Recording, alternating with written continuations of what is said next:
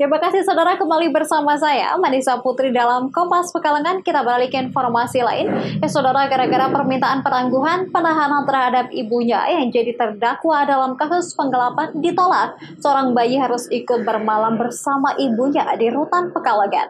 Sang pengacara berencana mengadu ke Komisi Perlindungan Anak Indonesia atau KPAI agar hal ini bisa dicarikan solusi bersama. Sini Listin Fareski tak bisa menahan kesedihannya saat berjalan sambil membopong bayinya menuju ruang sidang di Pengadilan Negeri atau PN Pekalongan Kamis siang.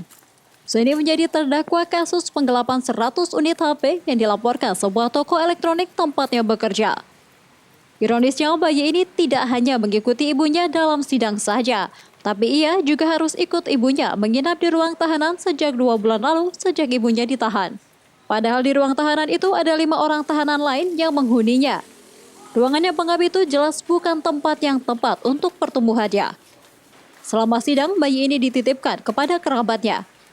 Namun saat kembali ke ruang tahanan, bayi ini ikut dibawanya.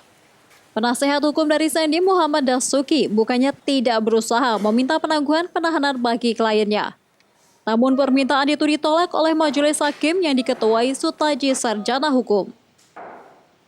Si bayi juga ini selama ini harus menyusui di situ, tidak bisa di ruangan khusus ya? Di ruangan khusus. Jadi dari di rutan pun tidak ada ruangan khusus untuk menyusui. Jadi satu kamar itu dengan 5 napi-napi yang lain begitu. Nah, artinya ini sangat dari sisi kesehatan tidak bagus lah. Ini untuk anak ini artinya diberikan perlakuan khusus minimal.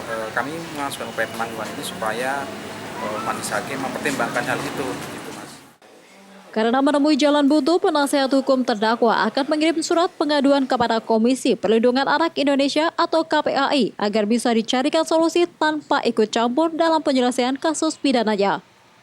Awanigus, Kompas TV, Pekalongan. Ya, sebanyak 13 orang yang diduga berperan sebagai bandar atau pengedar dan pengguna narkoba di wilayah hukum Polres Pekalongan Kota berhasil dibekuk. Penangkapan belasan orang itu bersamaan dengan digelarnya operasi Antik Candi 2020 selama bulan Februari lalu. Ke-13 orang ini tak berdaya, dibawa menyatu menuju ruang konferensi pers di Aula Mapolres Pekalongan Kota, Kamis siang. Mereka terdiri dari pengguna, pengedar, dan bandar narkoba. Dari tangan mereka, polisi berhasil mengamankan sejumlah barang bukti, di antaranya ganja, sabu-sabu, dan ratusan butir obat-obatan terlarang. Dengan adanya operasi Antik Candi 2020 ya, yang dilaksanakan sebenarnya serentak di seluruh wilayah Polda Jawa Tengah ya. Jadi khususnya untuk wilayah Kota Pekalongan, dari Sat Reserse Narkoba Polres Pekalongan Kota dapat mengungkap 12 ya berhasil mengungkap 12 LP ya, laporan polisi, dan dapat menahan 13 tersangka. Akibat perbuatannya, ke-13 orang itu kini harus mendekam di sel tahanan polisi. Mereka terancam hukuman yang bervariasi sesuai peran mereka dalam kasus peredaran narkoba di Kota Pekalongan ini. Awanigus, Kompas TV, Pekalongan.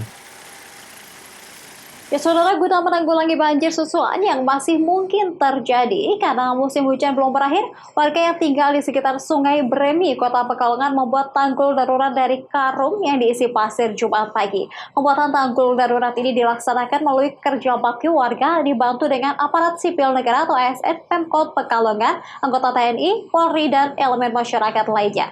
Wali Kota Pekalongan, Salim Mahfud, hadir dan ikut bekerja bakti bersama warga.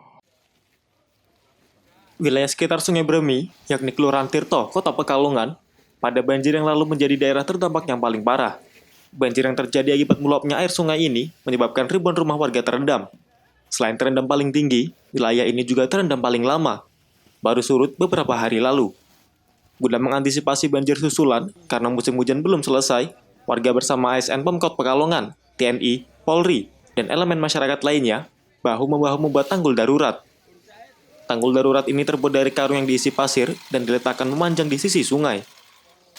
25.000 karung pasir yang digunakan sebagai tanggul darurat ini merupakan bantuan dari pemerintah Provinsi Jawa Tengah. Semula direncanakan menggunakan tanah merah untuk mengisi karung-karung itu.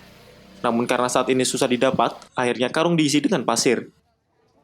Jangka menengah kemudian panjang kita sudah diskusikan dengan Pak Bupati ya, jadi kepala daerah lingkungan kita yang sama-sama terdampak drought, kemudian dengan PSDA dari Provinsi Jawa Tengah dan kemudian Pusdataru. Nah, ini BWS ya. Ini yang kita nanti usulkan Pak Gubernur nanti langsung ke ke kementerian. Untuk penanggulangan limpasan air sungai ini secara menyeluruh, pemerintah merencanakan akan membangun tanggul secara permanen pada tahun 2020 ini juga. Namun kendalanya lokasi ini cukup sulit untuk dijangkau dengan alat-alat berat yang akan digunakan. Awan Negus, Kompas TV, Pekalongan.